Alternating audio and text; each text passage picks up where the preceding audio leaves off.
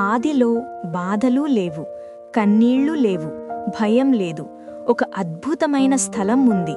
అది ఎడెన్ తోట. అక్కడ దేవుడు సృష్టించిన మొదటి మనుష్యులు నివసించారు, ఆదాము మరియు ఈవ్. వారు దేవునితో నడిచారు, ఆయనతో మాట్లాడారు, ఆయన సన్నిధిలో ఆనందంగా జీవించారు. కాని ఒకరోజు ఒక స్వరం వినిపించింది. అది దేవుని స్వరం కాదు, మోసపూరితమైన స్వరం. ఒక సర్పం మాట్లాడింది. ఆ రోజే ప్రపంచం మారిపోయింది. ఏదేను తోట అద్భుతంగా ఉంది. చెట్లందంగా ఉన్నాయి, పూలు పరిమళించాయి, నదులు నెమ్మదిగా ప్రవహించాయి. అక్కడ బాధ లేదు, రోగం లేదు, మరణం లేదు.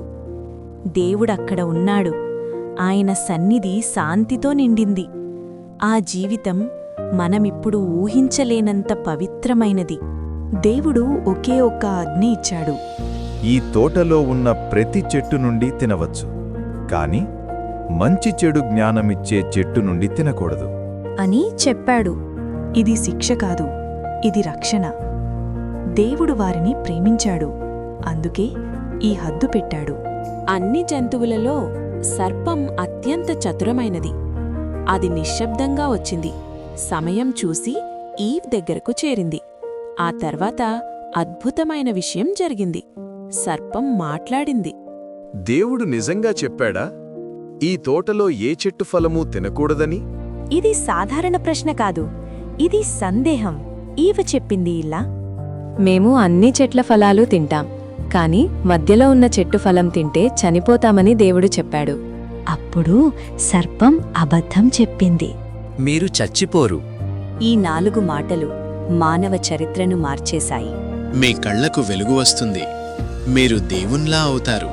ఇప్పుడు ఆశ పెరిగింది. ఈవా ఆ ఫలాన్ని చూసింది. అది అందంగా ఉంది, రుచిగా కనిపించింది, ఆకర్షణగా ఉంది. ఆమె మనస్సులో పోరాటం మొదలైంది. దేవుని మాట వినాలా లేదా ఈశ్వరం నమ్మాలా?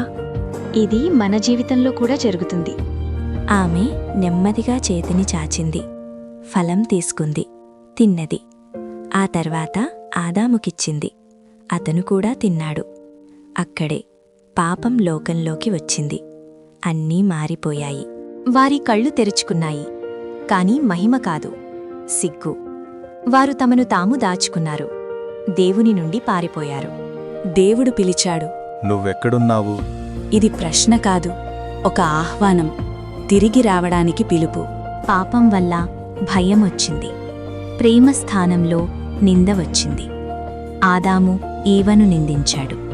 ఈవ సర్పాన్ని నిందించింది. సంబంధం విరిగిపోయింది. దేవుడు సర్పానికి చెప్పాడు, నీవు శపించబడినవాడివి. కాని ఒక వాగ్దానమిచ్చాడు. ఒకరోజు స్త్రీ సంతానం నీ తల నూరుతుంది. ఇది భవిష్యత్తు విజయం. దేవుడు వారిని విడిచిపెట్టలేదు, వారి సిగ్గును కప్పాడు. తరువాత కాలంలో జీసస్ క్రైస్ట్ ద్వారా పాపానికి ముగింపు వస్తుంది. ఈరోజు కూడా సర్పం మాట్లాడుతోంది. దేవుడు నిజంగా చెప్పాడా? ప్రలోభాలొస్తాయి, అవి అందంగా కనిపిస్తాయి.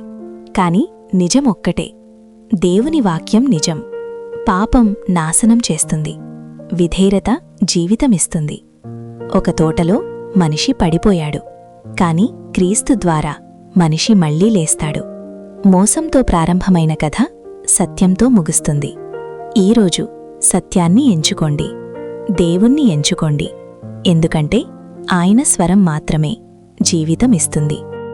ముగింపు ప్రార్థన. ప్రియమైన పరలోక తండ్రి, ఈరోజు నీ వాక్యాన్ని వినే అవకాశమిచ్చినందుకు నీకు కృతజ్ఞతలు తెలుపుతున్నాము. ఎడెన్ తోటలో జరిగిన ఈ సంఘటన ద్వారా మాకు నేర్పిన ఆత్మీయ సత్యాలకు నీకు స్తోత్రం. ప్రభువా, మేము చాలాసార్లు సర్పం మాటలను విన్నట్లుగా ప్రలోభాలకు లోనవుతుందాము. నీ వాక్యాన్ని మర్చిపోతాము, నీ ఆజ్ఞలను నిర్లక్ష్యం చేస్తాము. దయచేసి మమ్మల్ని క్షమించు తండ్రి.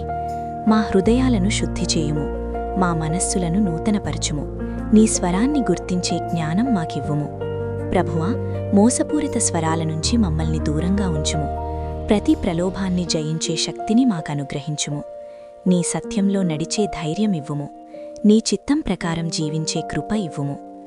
జీసస్ క్రైస్ట్ నామంలో ప్రార్థిస్తున్నాము. ఆమెన్.